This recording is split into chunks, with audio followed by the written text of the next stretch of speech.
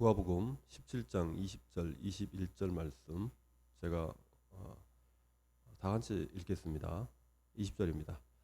바리새인들이 하나님의 나라가 어느 때에 임하니까 묻거늘 예수께서 대답하여 이르시되 하나님의 나라는 볼 수 있게 임하는 것이 아니요 또 여기 있다 저기 있다고도 못하리니 하나님의 나라는 너희 안에 있느니라. 아멘. 기도하겠습니다. 하나님, 어느덧 기도의 넷째 날입니다. 하나님, 저에게 은혜가 부족합니다.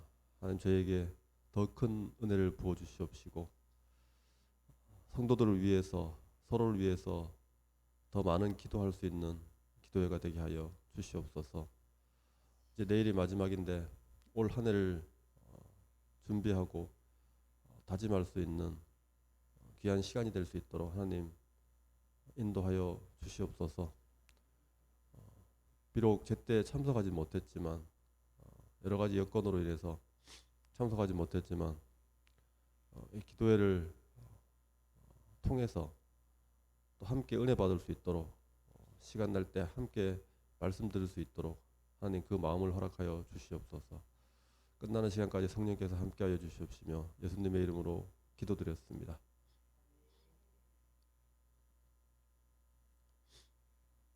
네, 여러분, 천국이라는 말은 한자인데요. 천, 하늘이잖아요. 그래서 이 천국은 Kingdom of Heaven 뭐 이렇게 이제 영어로 번역할 수가 있습니다. 이 말은 이제 원문에서도 이렇게 하늘의 왕국 이렇게 번역이 되어 있기 때문에 단어가 그렇게 되어 있기 때문에 우리나라 말로도 이제 천국 이렇게 번역을 한 것이에요. 다른 말로는 하나님의 나라 이렇게 볼 수 있는 것이죠. 근데 하나님의 나라라고 번역을 하기도 하고 천국이라고 번역을 하기도 하는데 그걸 이제 임의로 이렇게 번역을 한 게 아니고 하나님의 나라는 그 원문이 하나님의 나라라고 되어 있어요. Kingdom of God이라고 이렇게 되어 있는 것이죠. 그렇기 때문에 하나님의 나라로 번역하고 천국은 Kingdom of Heaven이라고 되어 있기 때문에 그렇게 번역을 하는 것이에요. 천국이란 단어를 보면 그래서 하늘이라는 말이 나오잖아요. 그래서 하늘의 왕국이라서 이거는 천국은 하늘과 하늘에 있는 나라와 대조되는 땅의 나라 뭐 이렇게 대조하는 것 같잖아요. 물론 하늘에 있는 그 하나님을 어떤 은유적으로 얘기를 해서 같은 말이라고 볼 수도 있지만은 왜 굳이 이런 말을 썼을까 봤을 때는 이 하늘과 땅의 대조를 하는 듯한 느낌을 준다는 것이죠. 그래서 이거는 영역에 따른 하나님의 나라에 대한 분류라고 볼 수 있는 것입니다. 장소에 대한 것이라는 거예요. 그런데 이렇게 이제 장소적인 영역으로 이렇게 구분을 한다면은 우리가 늘 얘기하는 그 하나님의 나라가 온다 이런 말을 쓸 때 이제 문제가 좀 생길 수 있는 거죠. 물론 새 예루살렘과 새 땅이 내려온다 뭐 이렇게 얘기를 하지만 실제로 우리가 상상하기에는 어려운 이야기거든요. 어떻게 하늘 나라가 그 전체가 내려온다 뭐 이런 개념이 사실 장소적으로 생각하면 공간적으로 생각하면 쉽지 않은 거예요. 이야기가. 특히 또 하나님의 나라가 가까이 왔다 뭐 이렇게 하잖아요. 지금 가까이 왔으면 뭐 우리가 눈에 안 보이지만은 어떤 그런 영역이 공간이 우리 옆에 가까이 와 있는 것 같은 뭐 이렇게 이해를 해야 되냐. 그리고 심지어 예수님이 이미 왔다 이렇게 얘기하시기도 하거든요. 이미 왔다는 얘기는 우리 눈에 우리가 체감하기에는 어떤 장소적인 의미가 이렇게 오버랩이 될 수 없는 거잖아요. 우리가 지금 살고 있는 이 땅이 있고 또 거기에 또 하나님의 나라가 또 와서 오버래핑이 되는 어떤 이런 거를 우리가 이해하기가 어렵다는 것이에요. 이렇게 장소나 영역으로 이해하게 되면. 그런데 이 땅에서의 이 세상에서의 이 나라에 대한 것을 한번 생각해 보면 우리가 좀 이해를 하는데 도움이 될 수 있을 것 같아요. 예를 들어서 이스라엘이 있었던 그 중동 지방을 보면 이스라엘이 이제 바벨론에게 이게 포로로 잡혀가잖아요. 그때 지금으로 하면은 이제 이라크, 이란 뭐 이런 나라, 사우디 이런 나라가 있는 그 중동 지방은 바벨론이 지배했었잖아요. 같은 지역인 이 중동 지방을 바벨론이 지배하기도 하고, 그 다음엔 똑같은 땅인데 거기에 페르시아가 지배를 또 하잖아요. 그리고 그 다음에는 누가 들어옵니까? 헬라가 들어오죠. 그 다음에는 로마가 들어옵니다. 같은 지역인데 나라 이름이 바뀌고 있잖아요. 이것만 봐도 또 우리나라 같은 경우도 어때요? 동일한 이 한반도라는 땅인데 이 땅에 뭐 신라, 또 고려, 조선, 대한민국 이렇게 계속 바뀌었잖아요. 이게 이제 우리 역사적으로도 보면 이런 분류는 어떻게 되는 겁니까? 이거는 이제 누가 지배를 하느냐에 따라 다른 거죠. 이거는 주체에 따라서 나라가 바뀌고 있다는 것을 알 수가 있어요. 땅은 같은 땅인데 그 땅에 어느 집안이 지배를 하느냐, 누가 지배를 하느냐에 따라 가지고 바뀐다는 것입니다.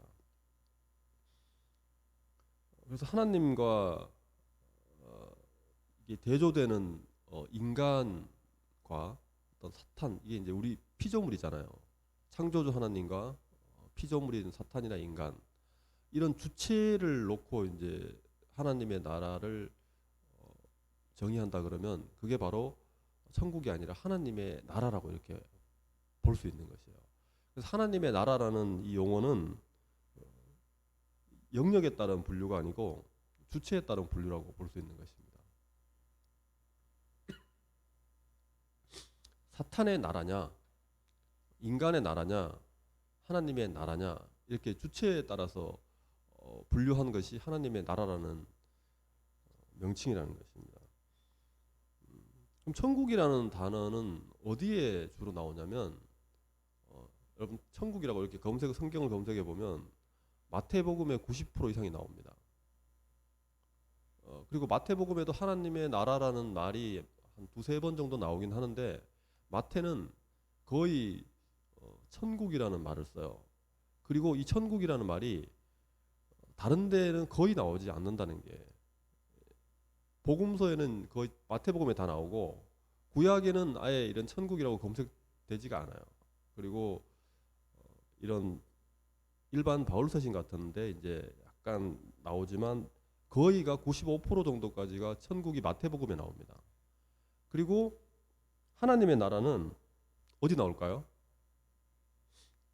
하나님의 나라를 검색하면 마태복음에 이제 두 번, 세 번 정도 이렇게 나오는데 나머지는 어디 나오냐면 다 누가복음에 나와요.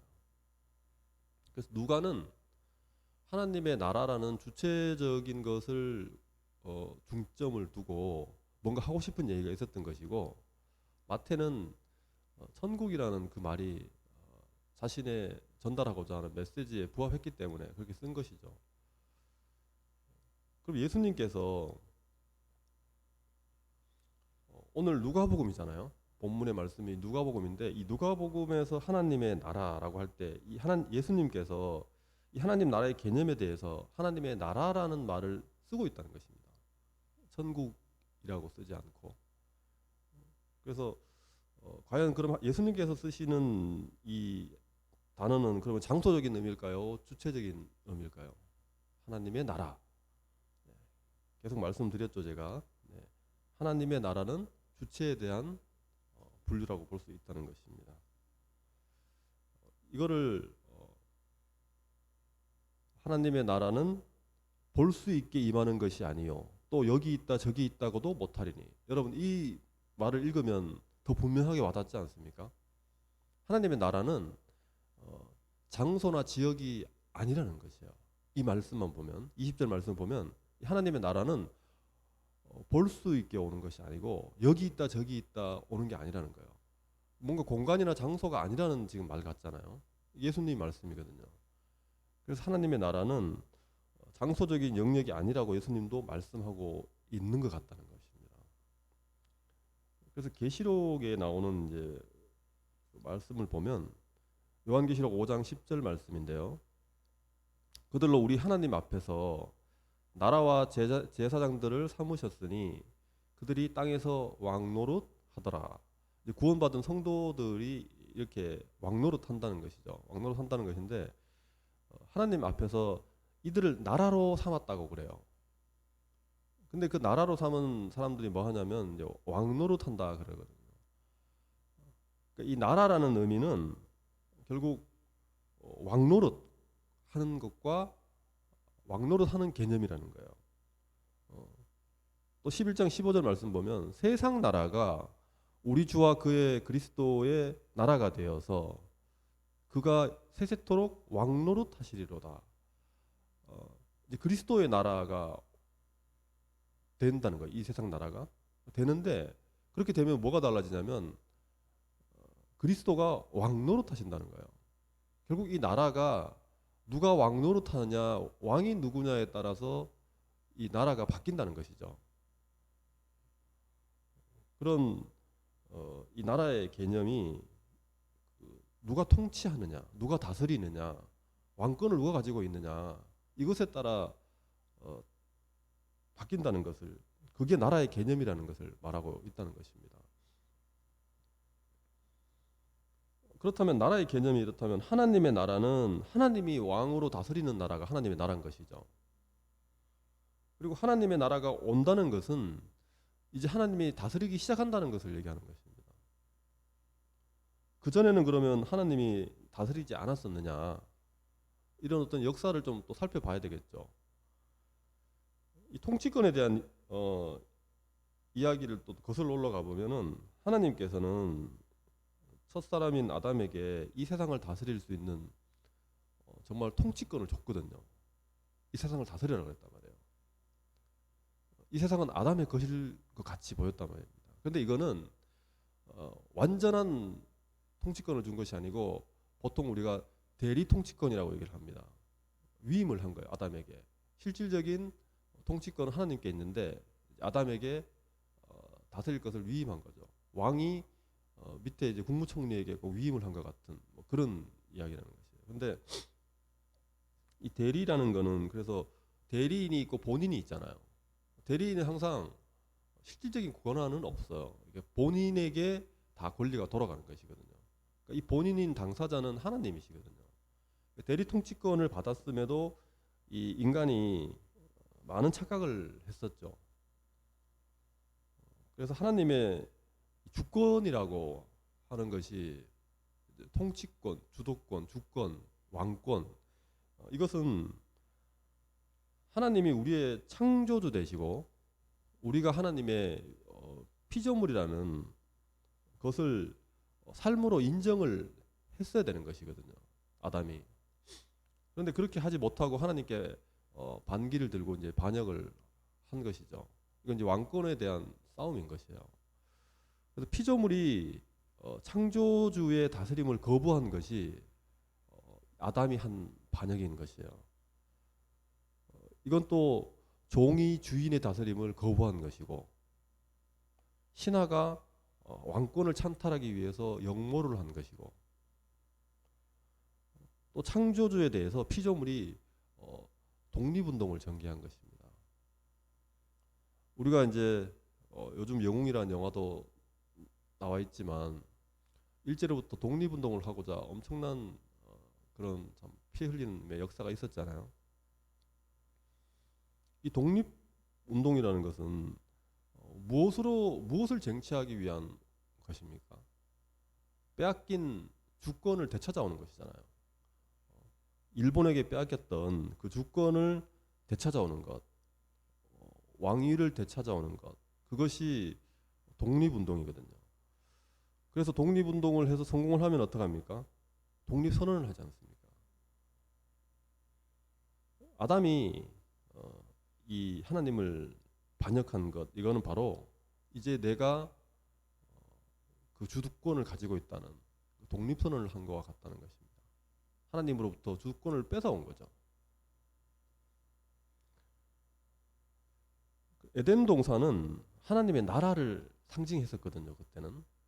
그래서 인간의 이 반역, 인간의 타락은 하나님의 주권을 빼앗으려는 시도였고 그것 때문에 결국 하나님의 주권을 우리가 절대적으로 뺏을 수는 없잖아요. 그러니까 결국 하나님의 나라인 그 에덴 동산으로부터 쫓겨나는 벌을 받게 된 것이죠. 그럼 에덴 동산 이 밖에서의 사람들이 자발적으로 이 벌을 받으면서 자발적으로 이 왕권을 하나님의 주권을 돌려드렸습니까? 성경의 역사를 보면 그렇지 않다는 것이 역사적으로 증명되어 있죠. 지금 우리가 살고 있는 이 세상도 마찬가지고 하나님의 주권을 스스로 발언하지 않습니다. 이것이 바울이 얘기하는 것처럼 아무도 하나님을 찾지 않고 하나님께 순종하지 않는다라고 얘기를 하는 것이죠. 모든 사람은 타락 이후에 스스로 하나님께 주권을 반납하지 않고 내가 나의 주인으로 주권을 가지고 살아가는 것이 그것을 보고 죄인이라고 얘기를 하는 것입니다. 오늘 21절 말씀을 보면 하나님의 나라는 너희 안에 있다 이렇게 이야기를 합니다. 이 통치권에 대한 이야기를 이제 했잖아요. 이 주권이라는 것, 하나님의 나라라는 개념은 통치 다스림이라고 이제 우리가 이해할 수 있다라고 말씀드렸는데 이 주권을 자발적으로 반환할 수 없는 이 통치권을 움켜쥐고 있는 이 죄인에게 하나님께서 어떻게 하셨냐? 예수님은 오셔서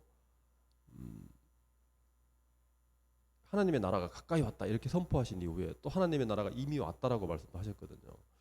이것이 오늘 본문에서는 하나님의 나라는 너희 안에 있느니라라고 이제 이야기를 하는데 이거는 자발적으로 반환하지 않는 사람들에게 하나님께서 손 놓고 계시는 것이 아니라 하나님께서 적극적으로 이제 개입을 하기 시작하신 거예요.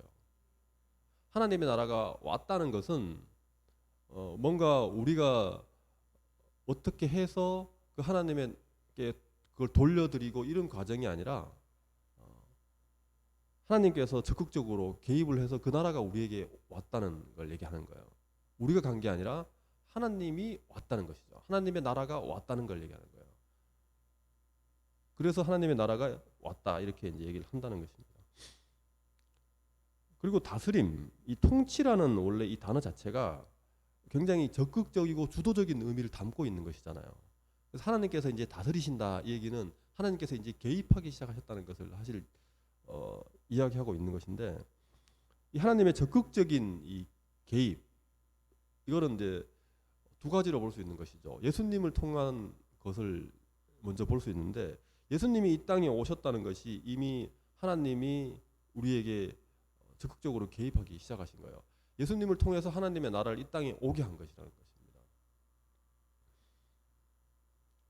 하나님은 더 이상 사람들이 그의 다스림에 자발적으로 굴복하는 것을 기다리지 않고 예수님을 통해서 자신의 주권을 이제 행사하기 시작하신 거예요. 예수님은 그래서 이 땅에 오셔서 사탄의 권세를 물리치고 병을 다스리고 자연을 다스리시고 파도를 잠잠케 하시잖아요. 이 통치하고 이제 통치가 시작되었다는 것을 이제 보여주신 거예요. 귀신들을 쫓아내시고 이 모든 예수님의 이것이 하나님의 통치권이 지금 다스림이 지금 일어나고 있는 현상이잖아요. 그것을 보여주면서 하나님이 이제 다스리기 시작하셨다라는 것을 예수님을 통해서 보여주시는 것이죠. 그런데 이 하나님의 다스리심은 예수님을 통해서 이제 이 땅에서 시작됐지만 이것이 전 지구적으로 일어나는 것은 아니었잖아요. 모든 병자가 치유받고 모든 어떤 귀신들이 들린 사람들이 다 물러간 게 아니라고 말씀을 드렸어요. 그렇다면 아직 이것이 완전하게 이루어지진 않은 거잖아요. 그래서 보통 이걸 이제 학자들은 뭐 이미와 아직이다라는 말로 씁니다. 하나님의 다스림이 예수님을 통해서 이 땅에서 이미 시작되었지만은 아직 완전하게 그것이 이루어진 것은 아니라는 거예요. 그거는 그 완전한 통치는 예수님이 이 땅에 다시 오실 때 일어나는 것이죠. 그때 완성이 되는 것이고 그때 예수님이 이 세상뿐만 아니라 온 우주 만물을 완전히 영원히 다스리실 것이라는 것입니다.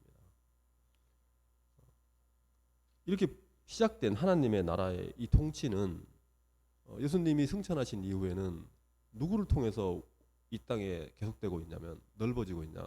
성령을 통해서죠. 성령이 오셔서 이러한 일들이 계속 일어나고 있는 것입니다. 이 통치가. 그것을 구약에서 이미 예수님께서 말씀을 예언을 해놓으셨죠.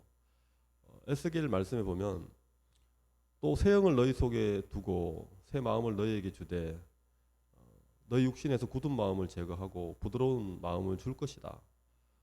이 새 영, 새 마음, 부드러운 마음이 성령이죠. 성령. 이 성령을 주실 것을 말씀하셨는데 이렇게 우리의 마음을 완전히 바꿔 놓아야만이 우리가 우리의 주도권을 반납하게 되는 것이에요. 그렇지 않고는 우리가 스스로 반납하지 않는다고 말씀드렸습니다.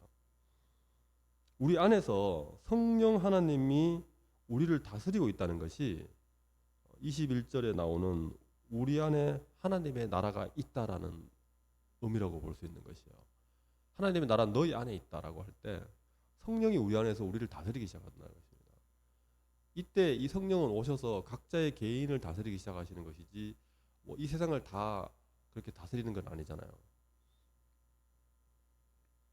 성도라는 이 사람들은 그 안에 성령이 있어서 성도라고 말씀드린 적이 있어요. 성도가 성도인 이유, 사람이 거룩한 사람이 되는 이유는 그 안에 성령이 있기 때문인데 그 안에서 성령의 다스림을 받는 사람이 성도라고 정의할 수 있다는 것입니다. 그래서 이 성도는 이 안에서 성령의 다스림이 이루어지고 있는 것이잖아요. 이 안에서 그 안에서 하나님의 나라가 지금 이루어지고 있는 것이거든요. 근데 마지막에 올 그 하나님의 나라가 내 안에서 이루어진 건 아니에요. 이제 내 안에서도 하나님의 다스림이 시작되고 있는 것이잖아요. 그래서 어떻게 보면 이 성도라고 하는 하나님을 믿는 사람들은 하나님 나라가 실현되는 이 땅에서의 하나님 나라의 어떤 모델하우스와 같다는 볼 수 있는 것이에요. 실제로 우리가 살게 될 그 하나님의 나라는 우리가 마지막 날에 들어가게 될 것이잖아요. 그런데 그 나라를 마지막에 들어가게 될 것이지만은 지금은 어떡합니까? 그 우리 안에 만들어져 있는 하나님 나라의 그 모델하우스에 우리가 살고 있다는 것이에요. 그런데 우리의 삶을 돌아보면 어떻습니까? 우리의 삶은 왜 이 하나님의 통치가 나타나지 않는 것 같냐는 거예요. 왜 그 깨끗한 하나님의 나라의 모델하우스에 사는 것 같지 않은 삶을 살고 있냐는 것이에요. 아직 이 모델하우스에 우리는 익숙하지 않은 삶을 많이 살고 있는 것이죠. 근데 왜 그러냐 생각을 해보면 예수님의 오심으로 이 하나님의 통치가 시작되었고 또 성령을 통해서 우리에게 통치가 시작됐지만 마지막 날까지 이 통치는 부분적으로 이루어지는 것이에요. 이게 이 세상에서도 부분적으로 이루어지지만 우리 안에서도 이게 부분적으로 이루어지는 것이거든요. 부분적으로 계속해서 일어나고 있는데 완전한 것은 결국 우리가 마지막 날 돼야 우리가 완전해지겠죠. 그래서 이걸 보고 이제 우리가 성화라고 얘기를 합니다. 전 부분적으로 이루어지고 완전히 이루어지지 않는 우리 안에서의 이 통치의 역사, 하나님의 나라가 아직 우리 안에서 완성되고 있지 않은 것이죠. 성화가 되고 있지 않은 것이에요. 완전히 성화가 되면 그때는 모델하우스를 헐고 하나님 나라에 완전히 들어간 상태가 된 거죠. 그래서 성도의 성화는 하나님의 다스림이 완전해져 가는 과정이라고 볼 수 있는 것입니다. 성령이 말씀을 깨닫게 하실 때 우리는 그 말씀에 순종하는 삶을 점점 살아감으로써 우리가 하나님의 다스림이 점점 우리를 더 완전하게 이루어져 가게 되는 것이죠. 그렇게 하나님의 말씀에 순종하며 살 때 하나님의 나라가 우리 안에서 커져 간다는 것입니다. 우리가 점점 넓은 평수에 살고 싶어 하잖아요. 이 땅에서의 평수를 늘리는 것이 아니라 우리 안에 있는 하나님 나라의 모델하우스의 평수를 늘려가는 것이 사실은 우리의 목적이 되어야 되는 것이죠. 말씀을 이제 정리하면 우리는 그래서 그렇게 하려면 성령께서 깨닫게 해주시는 말씀대로 우리가 살려고 끊임없이 또 노력을 해야 되는 것이죠. 성령께서 반드시 말씀을 통해서 우리에게 깨닫게 해주실 것입니다. 다른 수단으로 우리에게 성령께서 다스리시지 않는다라는 것이에요. 반드시 성경 말씀을 통해서 우리를 하나님의 나라로 만들어 가실 것이기 때문에 우리는 말씀을 읽고 말씀을 들을 때 그것을 깨닫게 하시는 그 성령을 통해서 우리가 또 그 말씀을 깨닫게 되고 거기에 또 우리가 순종하는 삶을 살려고 노력할 때 그 하나님의 나라가 우리 안에서 커져 간다는 것이죠. 그런 하나님의 나라가 다 되시기를 간절히 바라겠습니다.